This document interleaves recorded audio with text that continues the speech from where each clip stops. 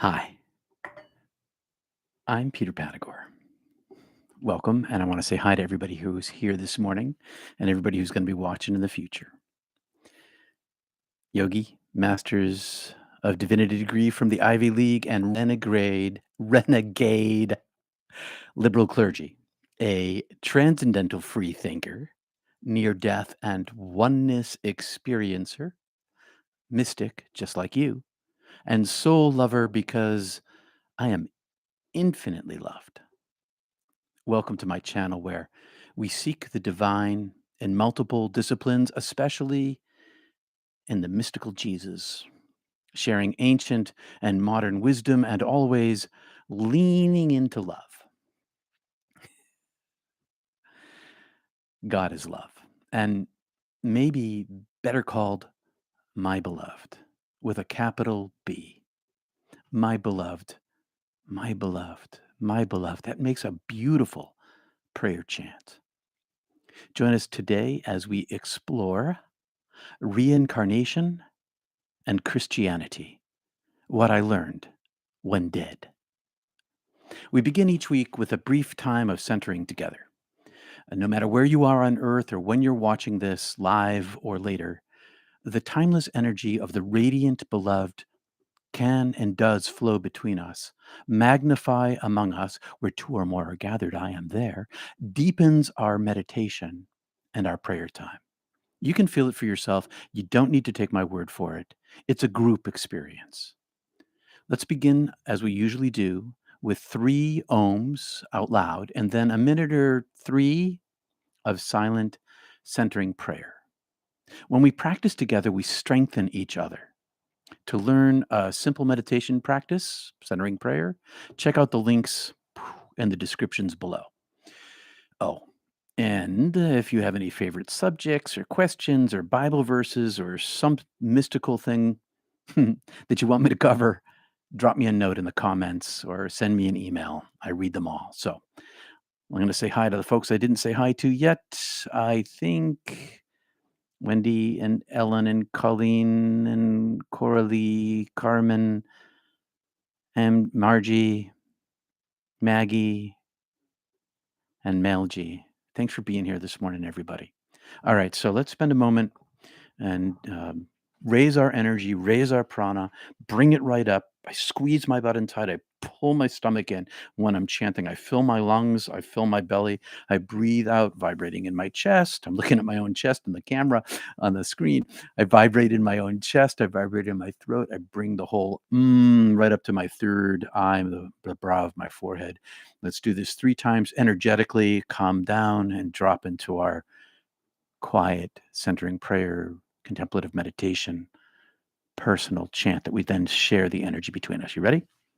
Okay, here we go.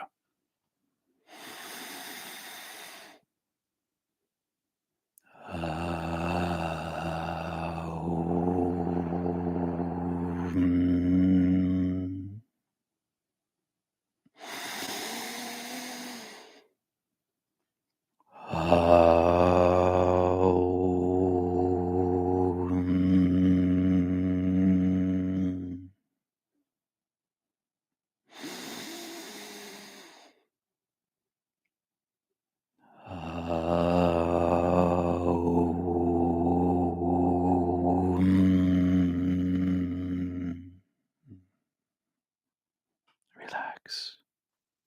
Relax your legs. Relax your back. Relax your shoulders. Breathe in, pause, breathe out, chant.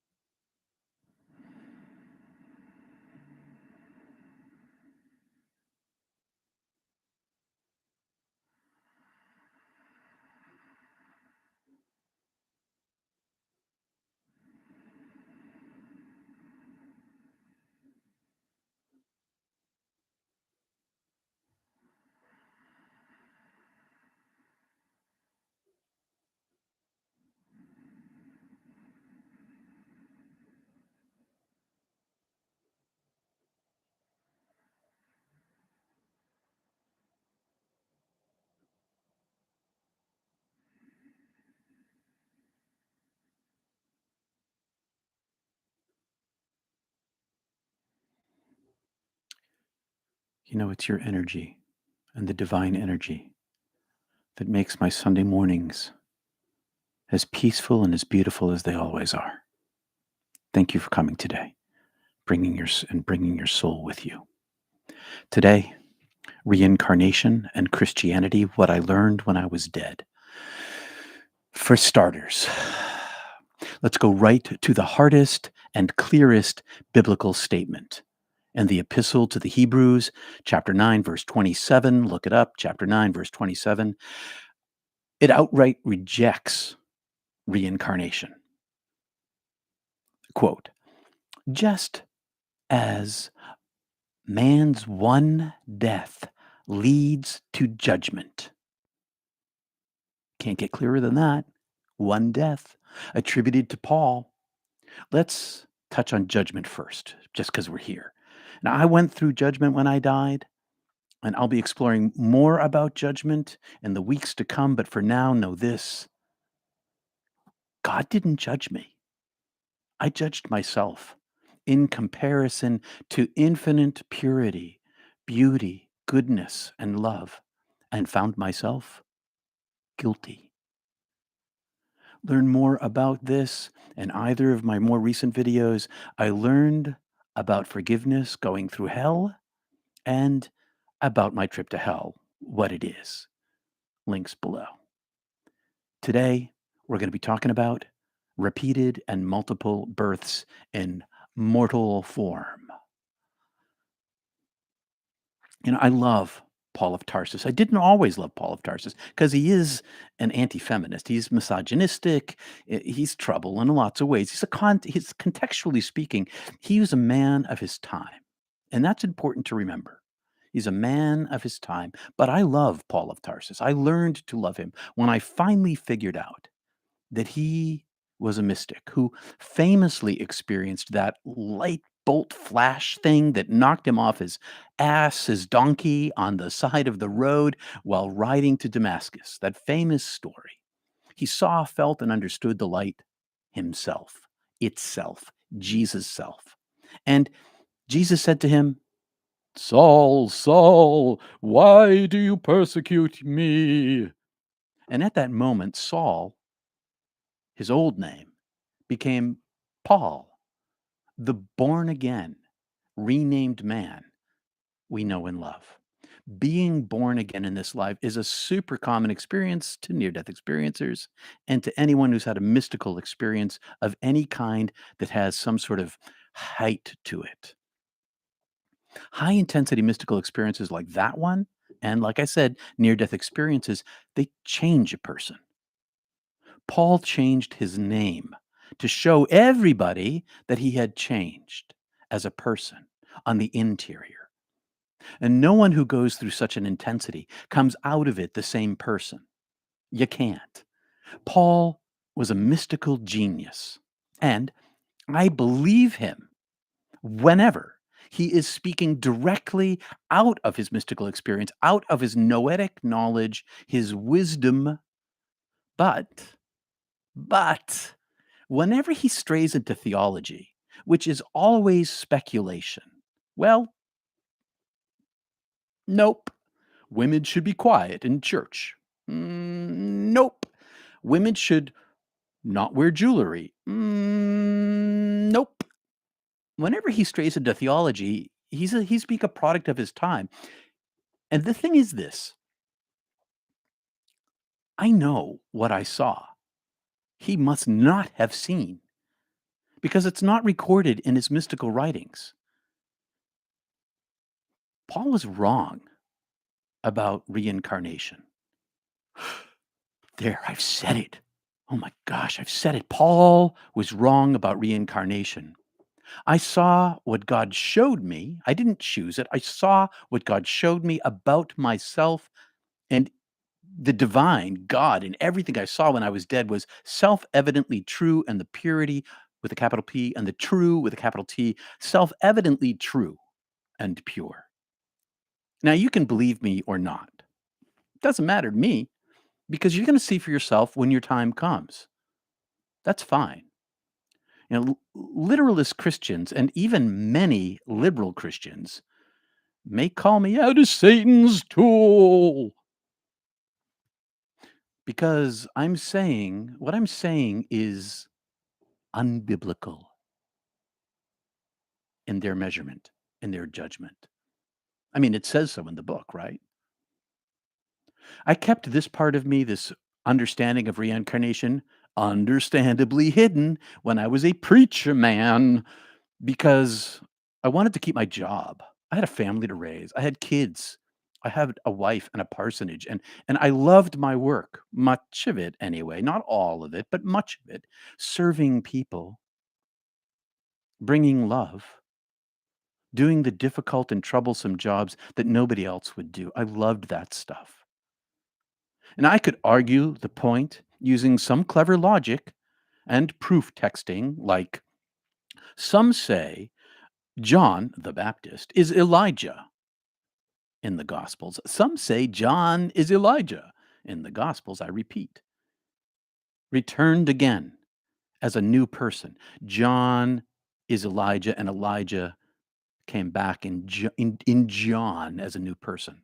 I could argue those proof texts, but why bother? I'm not really a proof texting kind of guy. Uh, those who troll me already claim that I did not go to heaven when I died by various and selective proof texting, such as uh, even the devil can disguise himself as an angel of light.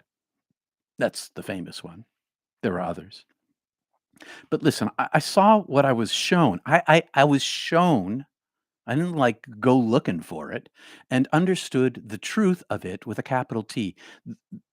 I can't help that. I think Paul was wrong about the one life to live thing. I mean, it's made it all the way into music. We have one life to live. I think there was even wasn't there a soap opera in the United States, 20 years ago, One Life to Live? To be sure, Christianity has never accepted reincarnation as a whole. Maybe segments of it has, but as a whole, mm-mm. And I don't think they're gonna now.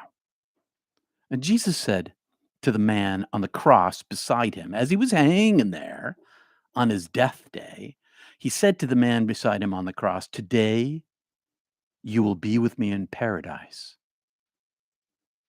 I mean, that just goes against a lot of Christian thinking that you have to wait till the end times in order to get to heaven.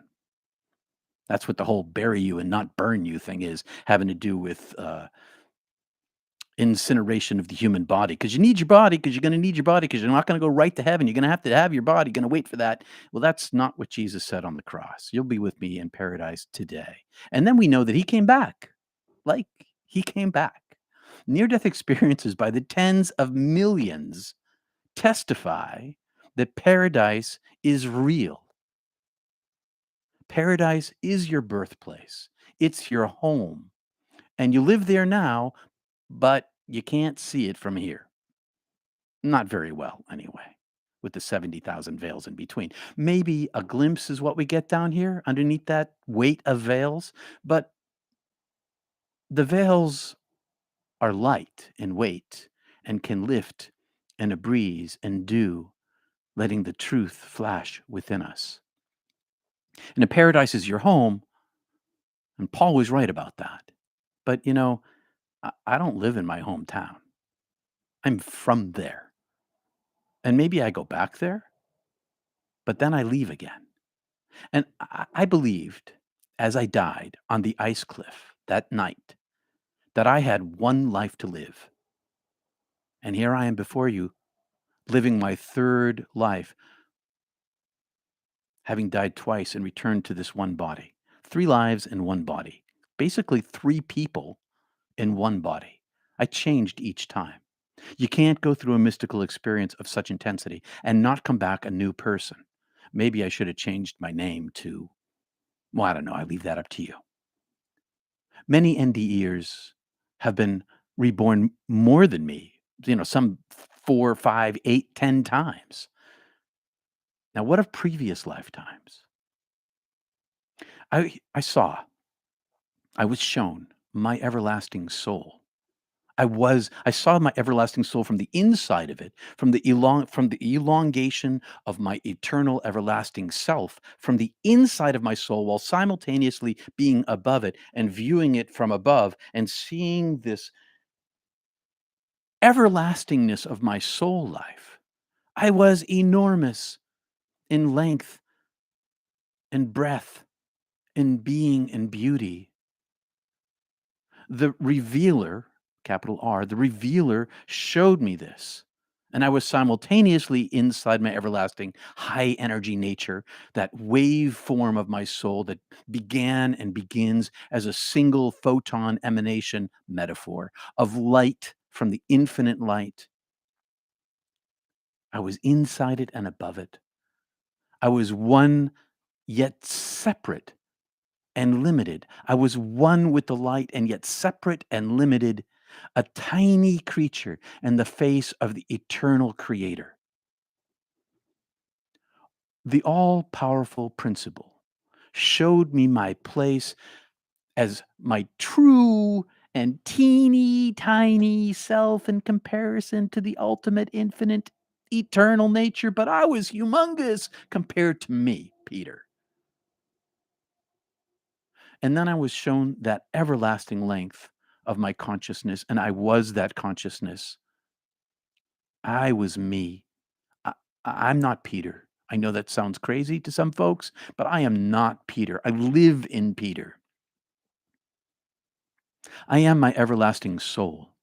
Without mortal constraint, I saw myself.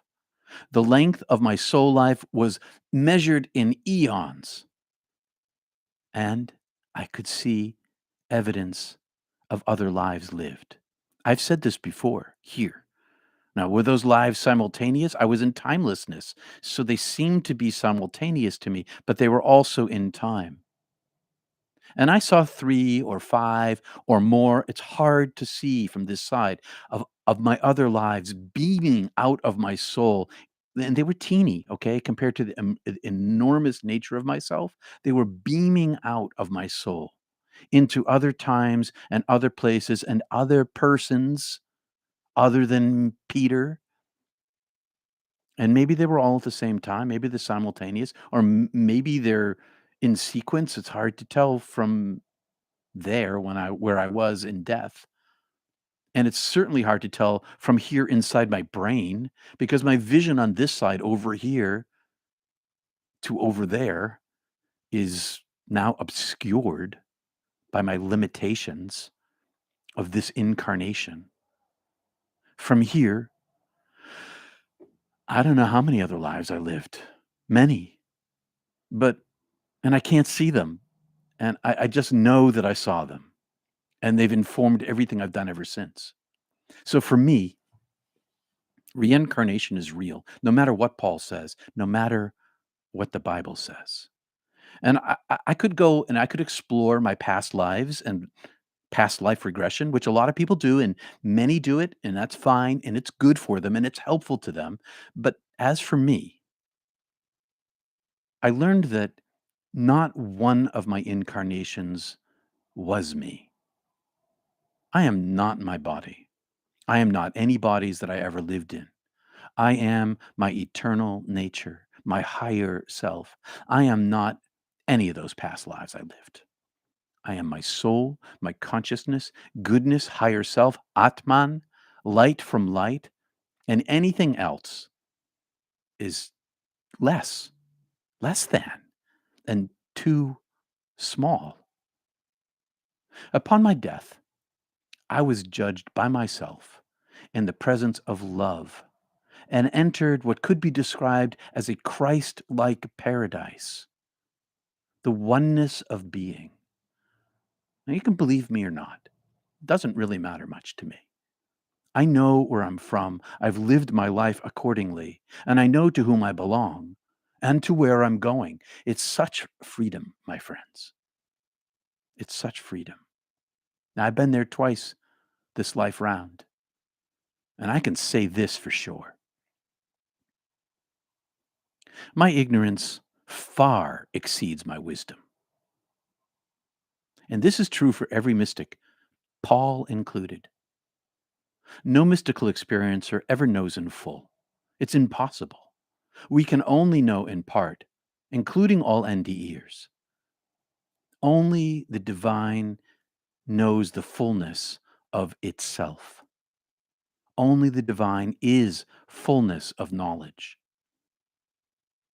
So, my friends, Paul included, stay humble in the face of the infinite, who knows all and is all. And I know this one bit more. Human brains and bodies are too small to contain the magnitude of the amplitude of the frequency of the Almighty. I'm just too little. And I can't prove it, but I think, I know, dear Paul was wrong about reincarnation, which of course throws the redemptive theology of Christianity into some disarray. There are implications to this, which, if you're a believing Christian, or you were a believing Christian, I'm sure that you can imagine for yourself. The thing is, I love Jesus. But as an NDEer who knows that I am known by the knower, I am no believer. All of my beliefs were erased from me. Once I was touched by the knowledge of the presence of the divine, it makes it tons easier to peer through the Bible and see what's human and what isn't. Now, my friends, may the peace not of this world, promised by Jesus, my teacher, be with all of us. The beloved loves us all as we are, no exceptions, no exclusions. Everyone is love. Everyone is loved. Aim your heart at the oneness of being, not at the earth, and find your way home. Evolution doesn't end here on earth. We continue to evolve as souls and grow in the fullness of light itself. So peace be with you.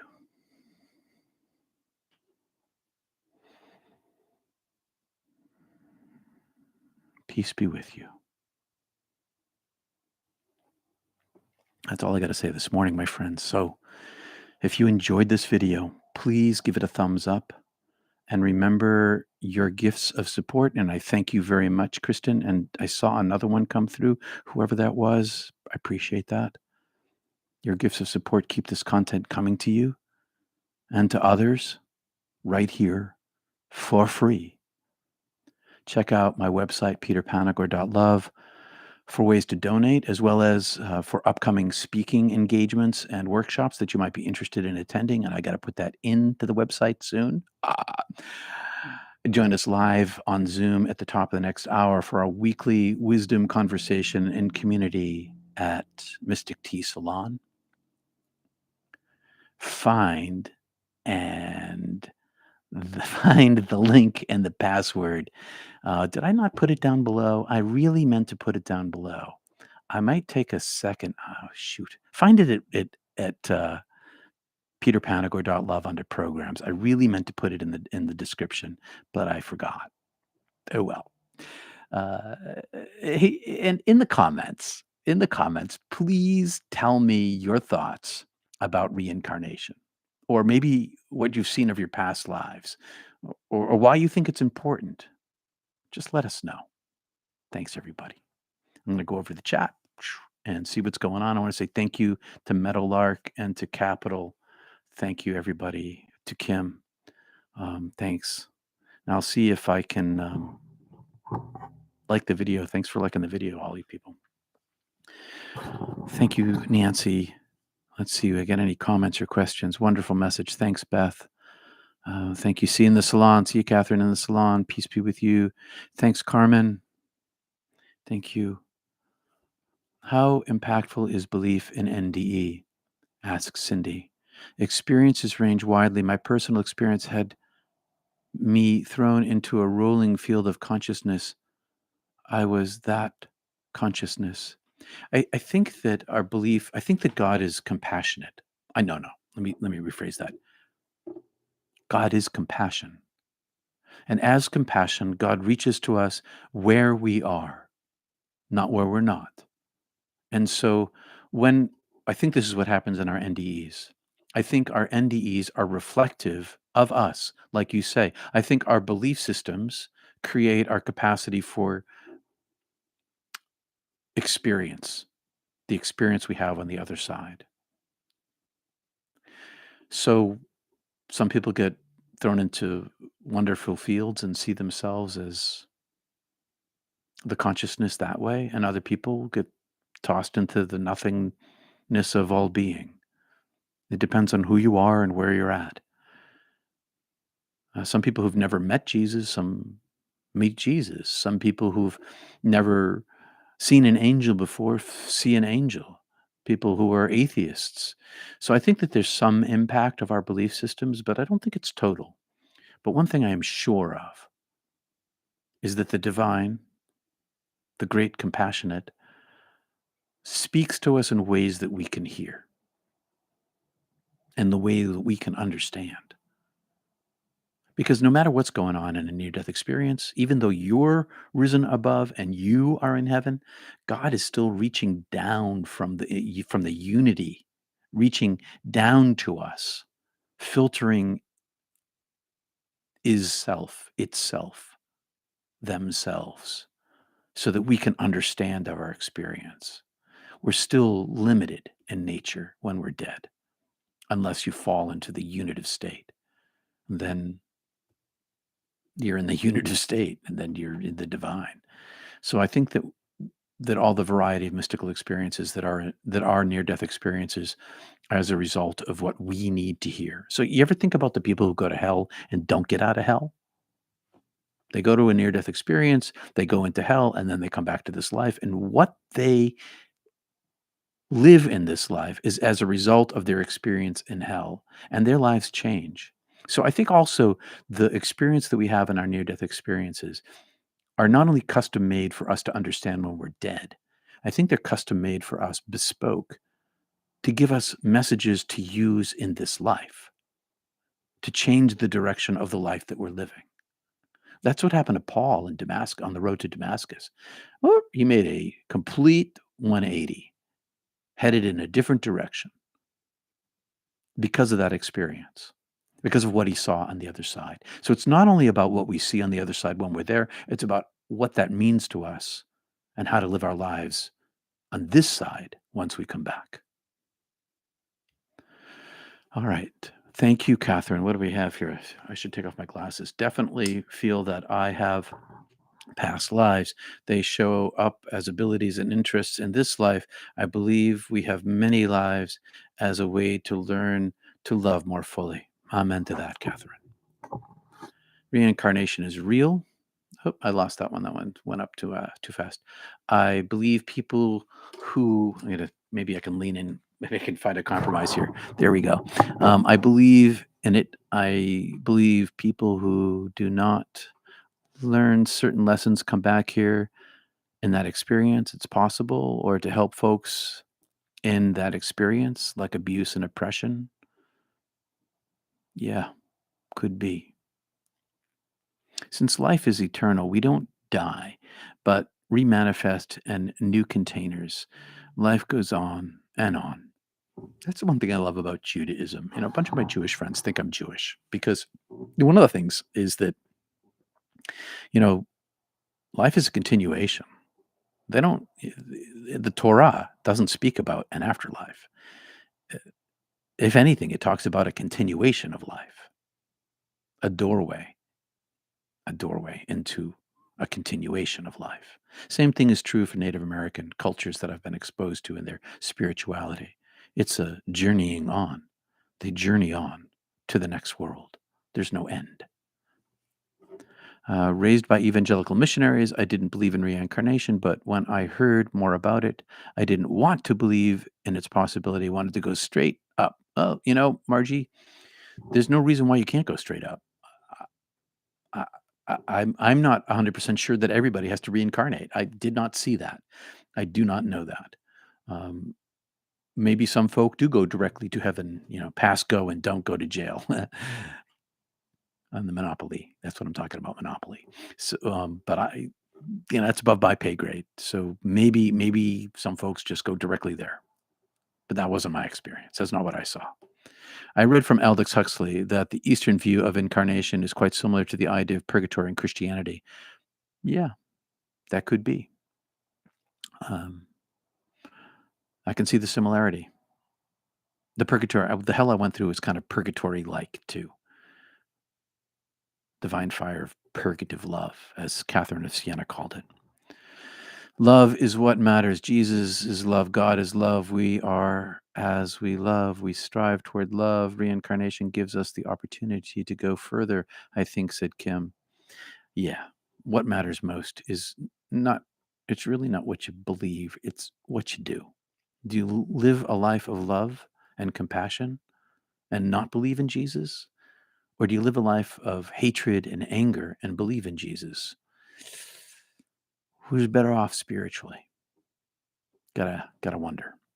God only knows how we come back. God only knows how we come back. That's the thing. It's all still above my pay grade. I still really don't know all of it. I can't. It's not possible. I just happen to think Paul is wrong. That's all. I love incarnations. Imagine reincarnations are awesome too. I love carnations. Imagine reincarnations are awesome too. Are you being funny? That's funny. That's very funny. Um, that's funny.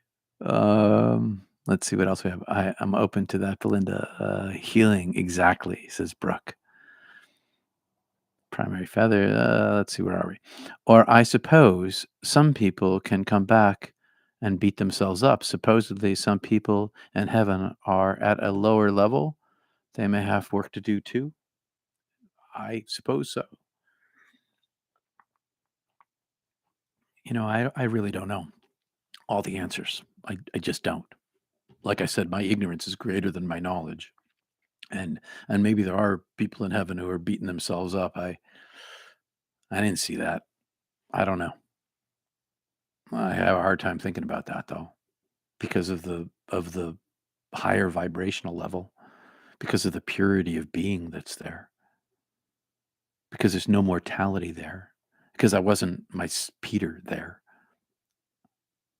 Maybe, I don't know. I suppose some people can come back. Oh yeah, I read that one. Good evening, Peter, and everyone from India. Namaste, namaste, brother, over there in India. Hadarasha, thanks for coming today. Must be midnight over there, I guess, or after midnight. Love to you all. Pure consciousness, love, unity, oneness of purpose. Open up to it all. Stay in the now. Stay in the now, my friends. Okay. Thanks everybody for the super chats you gave me this morning. That's very generous of you. I appreciate it. I'm really here because of you guys, and I'm trying to make this as welcoming as possible and reaching as many people as I can. And like I said, if you have favorite biblical passages you want me to think about or talk about, or other subjects that you want to bring up, please let me know in the comments. Let me know by email. Peterpanagore.love. Pure consciousness, love and unity, open. I just read that one. What then is an old soul? Is that a thing? Well, in timelessness, there is no age. I think an old soul is a human perspective of a soul that has been reincarnated many times. But from the soul's perspective, I saw that I had everlasting nature and that I had been created eons and eons ago in a measurement of time. But was I old? Not in comparison to infinity. And that's my reference point. Everything about my life is in reference to infinity, to the oneness of being, to the purity of all. So am I an old soul? Maybe some humans will think so, but from where I stand and at the in the throne room, at the touching the hem of the robe of the divine in the throne room. Stealing that from, I think it's Isaiah. Um, I think it's Isaiah. It could be Ezekiel. I have to look that up. But still in that image anyway. I am young in comparison. But I do think that there are people who've been here again and again and again, and maybe I've been in this world again and again and again. I can't even tell you whether I was on Earth or even in this universe. I just can't see it from here. But it doesn't really matter to me. Anyone who's talking about that's the thing. All right, let me clarify this. Old soul, young soul doesn't really matter. What really matters is whether you're aiming your heart at the divine, if you're aiming your life at heaven, if you're seeking heaven above all things, old soul, young soul, the result is the same, an accumulation of light inside you. And maybe the old soul has the advantage over the young soul, but both are exactly the same from a divine perspective. Both are the divine emanating itself, projecting itself into the world, creating the world, and seeing through that soul. That's my take on that. Thank you, Alfred. Thank you very much. Leaning in here to read again. I don't know what to think about reincarnation until I read the Gospel According to Spiritualism by Alan Kardec, and it definitely changed my mind. Today helped a lot too. Super duper. Thanks, Joe, for saying so. I'll have to look up that book. I don't know it. Um, the Catholic Church talks about the promises of Christ. I had an intuition that it's the Sermon on the Mount. It blew the priest's mind. He was speechless. Yeah, the Sermon on the Mount. Why that isn't the center of the church life, I really don't know. The Sermon on the Mount is like the most beautiful thing there is in the Bible, other than, God is love, basically. Um, yeah, I'm not sure why. Those are blessed are the poor in spirit. What is to be poor in spirit? I can talk about that. Um, maybe I should do it. Maybe I should do a series on the Sermon on the Mount. Let me know if you want that. Uh, I should have probably done that a while ago, but let me know if you want that. I'm sure you blew that priest's mind. I'm an eternally young soul, like a child. Belinda, me too. You and me both. Did you ever read the book or come across the book Zen Mind, Beginner's Mind? I'm always approaching my spirituality as if I am a student, as if I am a beginner. Because when I approach it as a beginner, I'm a lot more open to what the divine, what God has in store for me, for gifts that want to be given to me.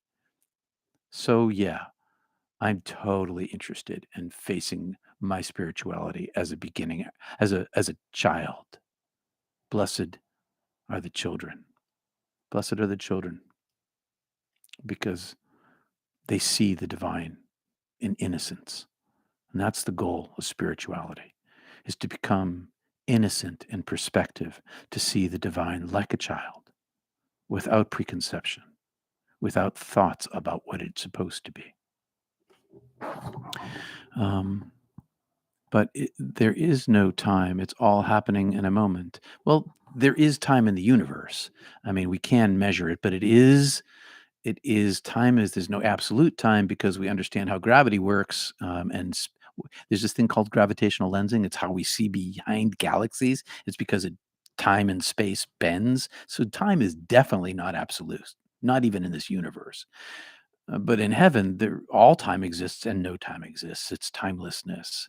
And so, when in our spiritual lives, if you want to access the divine in the here and now, that's where you find it. God is always now. It's always now. It's always now. Not later, not before, not next week. Right here, right now is where we tap into the divine because God's not in time.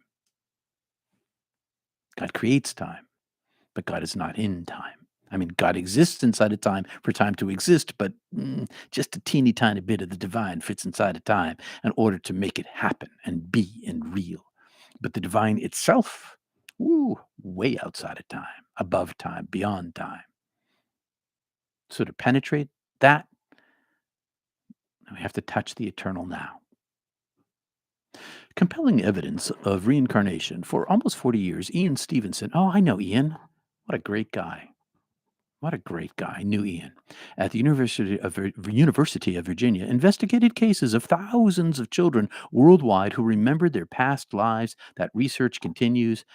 Ian Stevenson, University of Virginia. What a guy.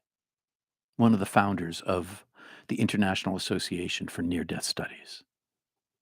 What a guy. Yeah, there's the problem with Christian perspective on reincarnation is that which is often true about science in general, is that they reject it if it doesn't agree with the Bible. So they reject scientific research if it doesn't agree with the Bible. Evolution, creation, all that stuff. Which is why there are so many people who are anti-science. You know? I'm glad for Ian's work, and I'm glad you brought that up. I'd forgotten about Ian's work.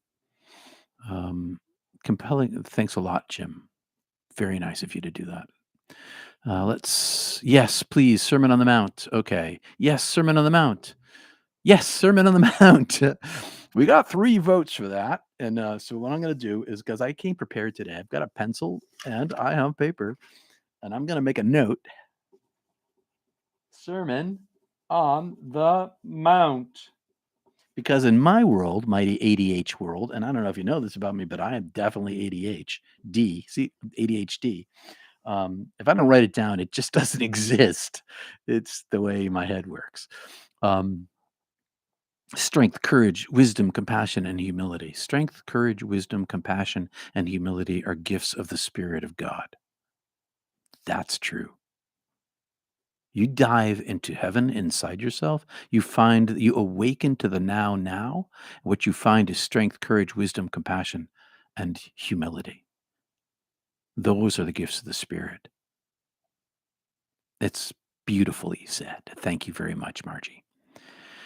Yes, Peter, exactly. Thanks, Belinda. Yes, Sermon on the Mount. Oh, we got 4 from Avatar. A little Boston accent there for you. I had my Boston accent trained out of me in order to speak very articulately for radio, preaching, and television. But wicked. I'm wicked Peter. Ken says, Peter, in your NDE, could you follow the waveform of yourself back to your creation form of God? Yeah. You're the first person who's ever said that to me, Ken. That's exactly what happened. I didn't follow my waveform back to the creation, the moment of God. I was carried. I didn't oh, look over there. I think I'll go that way. But definitely I was followed. I was following. I was carried to follow my waveform back to the origin of my being. That's exactly what happened to me. I saw the origin of my created self. The very moment of the thing about the elongation of the soul. I talk about the eternal nature, the everlasting nature of my soul being this really eons long thing, but it's also in timelessness.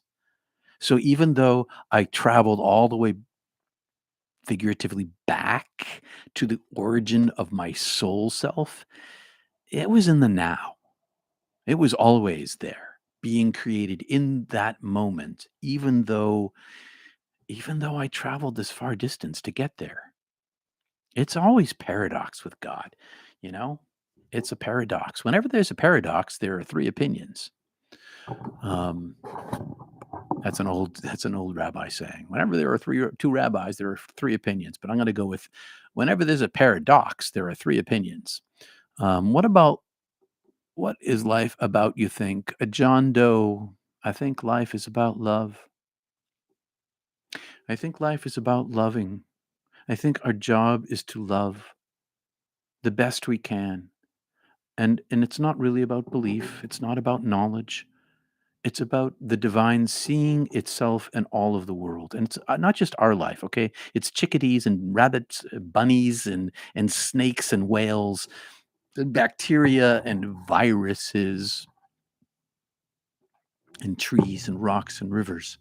All of this is the divine self here, including the moon and the super gigantic, massive black hole, the center of our galaxy. All of this is the divine reaching out, sensing itself. as created, as a created thing, the uncreated, the unmanifested manifesting, the uncreated creating. But I think on a human scale, it's into this world as we can, to treat each other humanely, to treat each other with kindness and compassion. That's what I think it's about. That's what my experience is. Maybe reincarnate happening during our life here, going reinvention and rebirth during this physical life through change. Well, Karen, yeah, I think that we do. I think we as we change. I mean, I definitely have. I've had two I was born one. I had two near death experiences. That's three incarnations in this one lifetime. And I think yes, Karen. I think spirituality does that. My friend Brooke, my eldest has long known things about cultures far removed from anything he has ever lived in this incarnation. It's been fun to hold space for and lovingly witness as I know reincarnation is real. Wow. Yeah. Reincarnation is real. And children, little children, they haven't forgotten yet. Yeah, that's for sure. You want me to do Boston, huh? Well, so I'm the only person in my family who who doesn't talk Boston anymore because school, radio, that stuff. It's wicked cool. I'll do a little Boston as we go along. I think once I read that parts about reincarnation were removed from the Bible. Is that correct? I think I have read that, but I won't be able to point you to any direction or any direct evidence of that. I have read that that was true, but I do not know of any evidence of that. And evidence is where it's at with scholarship. No evidence, we don't know.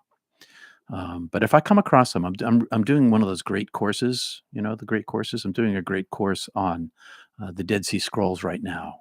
And if I come across that information and during this course, I'll let you know. Yeah, so I'm continuing to educate myself. I'm just going to let you guys know that, even though I think that the only way to know the divine is in the divine presence itself, which is what meditation and Kriya yoga and centering prayer and all this stuff is all about. I still continue to read stuff and educate myself because there's a lot to know because I am basically ignorant.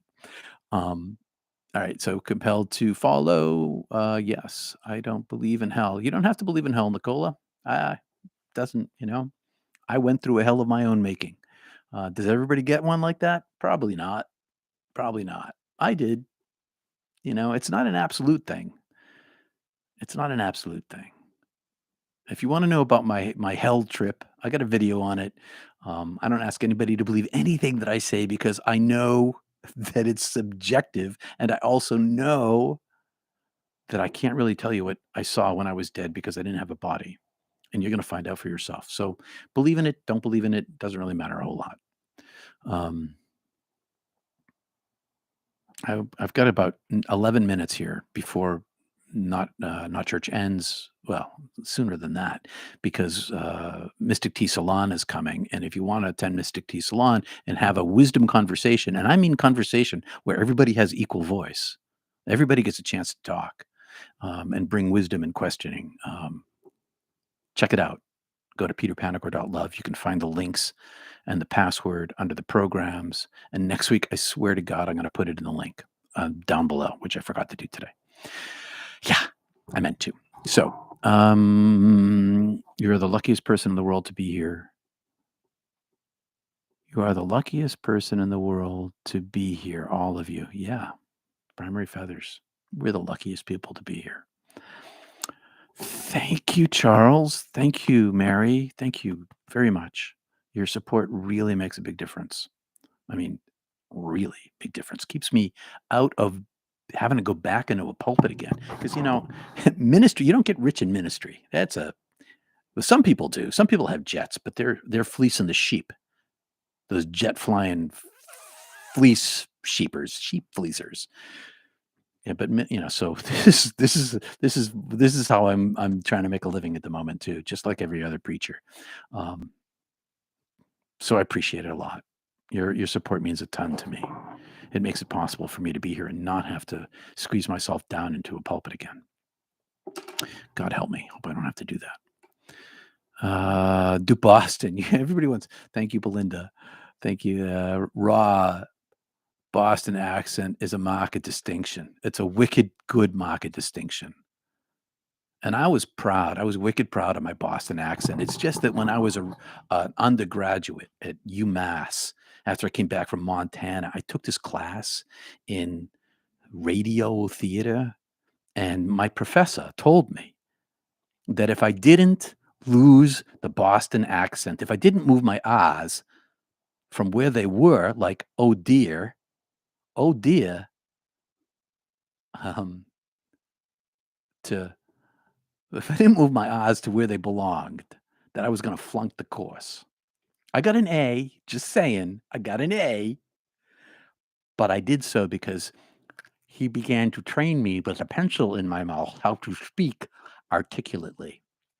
And I took a lot of articulation lessons over many, many years, not just when I was at UMass. I ended up having a great professor from the New York Academy of Drama from right here in New York Academy of Drama, right here in Booth Bay Harbor, who would came and critique me on a yearly basis, once or twice a year, and trained my tongue to be articulate. Anyway, I miss Jim. What a great man. Jim and Frank. She's some crow. I respect and appreciate you so much. Thanks, Margie. Love that accent. Maybe I should. Rob and I were talking. Maybe I should bring back my Boston accent now that I'm not on TV no more anymore. I still never spoke incorrect English. I mean, I do my best to speak grammatically solid. I think the movie with Matt Damon and Ben Affleck. Yeah, Matt Damon and Ben Affleck. They've made a whole career out of it. I know. Maybe I should go back to Boston. Every time I go back to Boston or I go to Cape Cod, see my family, I've got to put on my Boston accent again. I got to work at it because if I don't have a Boston accent when I'm on the Cape, I don't get any respect. I just don't. They're like, oh, I don't know where you're from, but you're not from here. So a few more minutes and then I got to go because I got to take a little break before we go to Mystic Tea Salon. A world famous animal communicator also describes reincarnation of animals and how sometimes people and pets have past lives together. Oh, that's cool. We haven't even talked about animal incarnation. I mean, the Krishnas, they talk about animal reincarnation. You have a bad karmic round, you come back as a mosquito. Well, fortunately, mosquitoes' lives are pretty fast. And if you're a good mosquito, in this life, you suck a lot of blood and you raise your babies, then maybe you get to come back as a butterfly. Thank you, Avatar. Thank you very much. Appreciate that for the super chat. Love the accent. So funny we don't have West. You don't have. I know you don't have an accent on the west side of Massachusetts. It's such a small state. I mean, Worcester. Yeah, I grew up outside of Worcester too, between Boston and Worcester. So in Maine, we got a bunch of accents. Yeah, we get the French Canadian accent. We've got the down east accents. We've got the mid coast accents. I love independent speaking, Peter. Happy to support that. Thank you, Wendy. Uh, thank you, Peter. Thank everyone else who supports him. Welcome back, Peter. Happy dancing inside and out. Thanks, Wendy. My old friend and longtime friend, Wendy. Thanks a lot. Met in college at UMass Amherst, out in the Happy Valley. Newscasters are trained in a Midwest accent. My sister got into special ed when we moved from New Jersey to Chicago. Yeah. Yes, I don't have the elongation of the Midwestern accent. I speak a little more mid-Atlantic, I think, Maryland and Virginia, but TV, I definitely speak TV. And if I end up moving back to the Cape, Massachusetts, who knows what the future holds? Maybe my accent will come back and I won't be able to control it. I'll be wildly Boston. Thank you, Peter. Thanks, Ellen. Cynthia, no respect on the Cape. No respect in the Cape in Boston. It's totally true. It's totally true. All right, I got 4 minutes, so I got to go. I heard the same, Peter, about mosquitoes in life. Oh ho! I was making that up as I went along, Adarsha. But I was accurate. That must have maybe intuitive thinking. Thanks, brother. Mosquito to vampire reincarnation. Yeah, I noticed that about Maine. I love all the different accents. It's calling a prophet is not welcomed in his own hometown. Yeah, Jesus said that, and Jesus was right again. Again, he was right. Yeah. All right, my friends, I got 4 minutes. 4 minutes to get to Mystic Tea Salon. So I'm going to say peace and thank you all for being here today. Thank you for the support and the love.